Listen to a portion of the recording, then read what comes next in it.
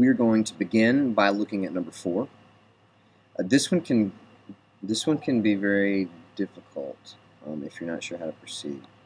It's kind of long, so I chose this one because it has several different techniques that you should recognize at this point.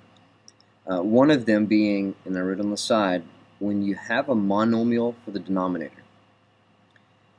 One of the techniques is to separate the fraction into two pieces. So I'd have the secant x over tangent as one fraction minus another fraction with cosine over tangent. And hopefully you can do a transformation, key change flip, and then common denominators and all this other stuff, and it should give you the correct answer.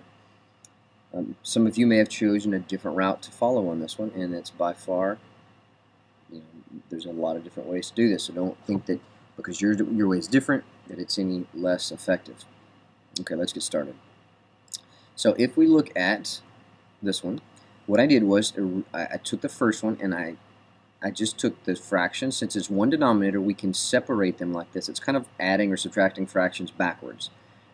We always try to find a common denominator and then put things together. Well, we can go backwards in the same way as long as there's only both fractions that we break it into keeps the same denominator. And so this time we ended up with secant x over tan x minus cosine x over tan x.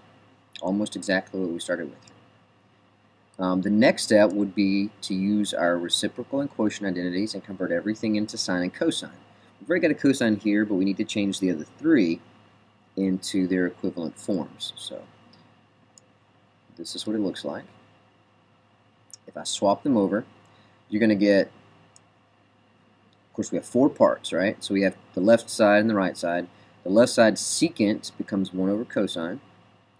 Tangent becomes sine over cosine. Cosine, of course, stays the same. I went ahead and wrote that in a fraction. And then you have sine over cosine for tangent as well. When we have two fractions, of course, a fraction over a fraction, we're going to keep change flip, and we're going to divide our fractions. And we're going to do that for both fractions and make sure we're careful and not to get things confused because there's lots of fractions involved. If you look at this, then the red boxes are equivalent and the purple boxes are equivalent. So I took the top fraction, left it the same, and I'm multiplying cosine over sine because we flipped the denominators. And the same thing for the other one. I took cosine over 1, and I'm multiplying by the reciprocal cosine over sine. Notice when you multiply these together, you're going to get cosines to cancel for this one. And for this one, you're going to have cosines multiplied together. So we'll still have 1 over sine minus cosine squared over sine. So fortunately, we still end up with a common denominator, which is nice.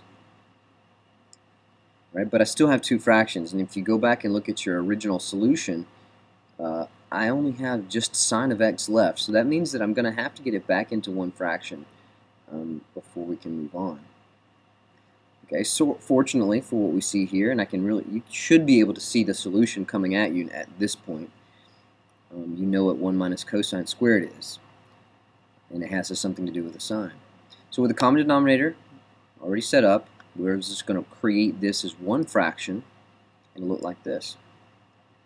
So now we're going to take our Pythagorean identity for 1 minus cosine squared. We're going to substitute that, and we're almost finished. And I get sine squared x over sine of x. One more step, and I get sine x equals sine x. Not the most difficult one we've done, but you've got lots of fractional stuff happening in the middle if you chose to do it this way. So the tip, this is a pretty important tip, that you can take a fraction that exists and you have multiple parts on top and then you have a single part on the bottom, and you can break it apart based on each numerator piece gets the same denominator, no matter how many pieces you want to break it into.